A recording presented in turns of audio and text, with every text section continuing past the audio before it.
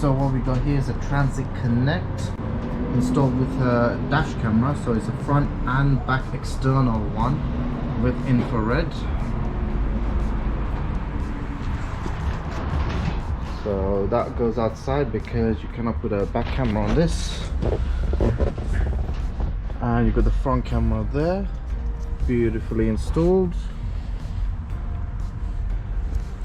You can connect to your phone with the Geon X. It's a 1080p full HD dash cam.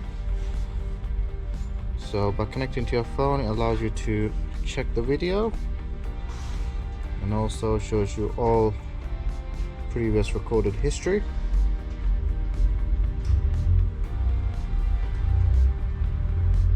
With date and time, you can live view it. Also download it directly to your phone.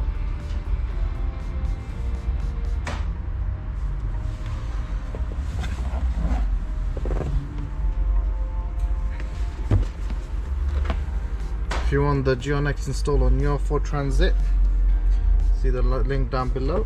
Thanks for watching.